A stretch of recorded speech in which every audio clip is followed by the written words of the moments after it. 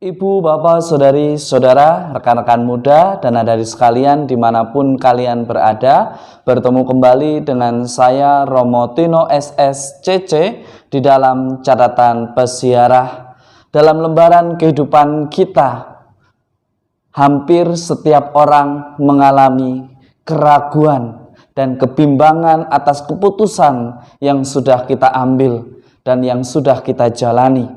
Tetapi jangan biarkan keraguan dan kebimbangan merusak keteguhan hati kita dan kesetiaan kita pada sebuah pilihan. Orang beriman akan lebih bertindak bijaksana dan tahu caranya untuk tetap setia pada pilihan yang ada. Sebelum kita mendengarkan permenungan dari catatan pesiarah, marilah kita membuat tanda kemenangan Kristus. Dalam nama Bapa dan Putera dan Roh Kudus. Amin. Allah Bapa, sumber keteguhan hati kami, Engkaulah penopang hidup dikala kami bimbang. Semoga kami selalu teguh dalam iman dan percaya bahwa Engkau setia memenuhi janji-Mu. Semoga kami pun di dalam lembaran kehidupan kami tidak hanya dikuasai oleh nafsu kepuasan akan pembenaran diri, tetapi senantiasa berani mengoreksi, meneladan cara Yesus untuk mencari kebenaran yang sejati. Demi Kristus pengantara kami. Amin. Ibu, bapak, saudari, saudara, rekan-rekan muda, dan adik-adik sekalian yang terkasih, Anda, saya, kita semua pasti pernah yang namanya ragu. Hingga akhirnya keraguan itu membuat kita bimbang untuk mengambil langkah mana yang hendak kita pilih. Jangan sampai keraguan membuat kita di dalam lembaran kehidupan kita selalu berada di dalam ambang kebimbangan, sehingga kita menjadi pribadi yang takut untuk mengambil sebuah keputusan. Di tengah pandemi COVID-19, kebimbangan justru akan merusak masa depan kita. Beranikah kita untuk membuat keraguan sebagai suatu kesempatan untuk mencari kebenaran yang sejati di dalam langkah kehidupan kita? Kita mendengarkan dari kitab Kejadian bagaimana Allah mencintai dan menyayangi umat yang beriman kepadanya yang diwakilkan oleh Abraham. Ia mengalami keraguan hingga akhirnya ia bimbang, benarkah anak kandungnya sendiri yang akan mewarisi harta miliknya?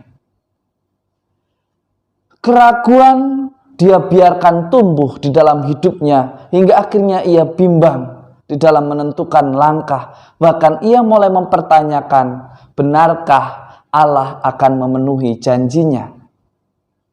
Dari kitab Kejadian ini, kita melihat bahwa Allah senantiasa setia pada janjinya. Hanya saja kita membiarkan keraguan itu muncul dan merajai hati kita sehingga kita bimbang di dalam iman kita.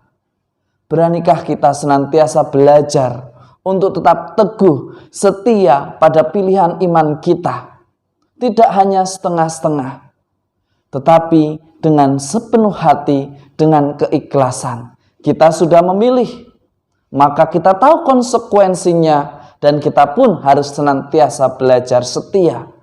Ketika ada persoalan hidup menerpa di dalam perjalanan hidup kita, haruskah kita mengkhianati iman kita? Haruskah kita mengkhianati apa yang sudah kita pilih? Memilih berarti kita harus siap dengan sesuatu yang positif dan yang negatif yang akan kita hadapi. Beranilah menjadi orang beriman yang bertumbuh berkembang bukan karena selalu memilih sesuatu yang jauh dari persoalan, tetapi kadang kita harus berani menghadapi persoalan hidup yang ada di hadapan kita.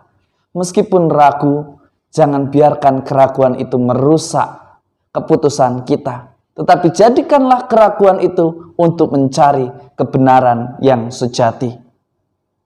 Di dalam Injil suci hari ini, kita diingatkan untuk berhati-hati kepada mereka yang menjadi nabi palsu. Dan mungkin Anda, saya, kita semua pun menjadi nabi palsu dengan senantiasa bertopeng di dalam baju keagamaan, berlindung di dalam keagamaan. Hari ini kita diingatkan, waspadalah terhadap nabi-nabi palsu yang datang kepadamu dengan menyamar seperti domba. Berhati-hatilah dengan sikap-sikap keagamaanmu, hingga akhirnya kita lupa membiarkan serigala tumbuh di dalam hidup kita, di dalam hati kita. Kita diajak untuk menjadi pribadi orang beriman yang tidak bertopeng. Sangat lucu ketika kita mengatakan bahwa saya orang yang beriman, yang mengenal Tuhan, tetapi justru kita mengatur Tuhan dan menjadi seolah-olah kita adalah Tuhan yang berhak menghakimi dan menghukum orang dan sesama kita sesuka hati kita. Ingatlah, Yesus mengatakan sangat tegas di dalam Injil Matius hari ini. Setiap pohon yang baik akan menghasilkan buah yang baik, sedangkan pohon yang tidak baik akan menghasilkan buah yang tidak baik. Sangat lucu ketika kita mengatakan bahwa kita mengenal kasih Allah, Allah yang maha besar, Allah yang maha cinta, tetapi kita bertindak semena-mena. Kita bertindak seolah-olah kita adalah Tuhan atas mereka. Beranikah kita sebagai orang beriman dengan rendah hati senantiasa menyadari bahwa kita adalah anak-anak Allah, menjadi murid Kristus dan menjadi anak Allah? Kita ditantang untuk tidak menjadi pribadi yang bertopeng. Beriman dan mengenal Allah berarti kita jujur di dalam persiaran hidup kita. Tampil apa adanya. Jangan kita hidup di dalam topeng, karena hidup di dalam kebohongan senantiasa akan membuat hati kita terluka yang tidak ada maknanya. Semoga berkat Tuhan senantiasa melindungi dan memberkati kita semua, Bapa, Putera, dan Roh Kudus. Amin.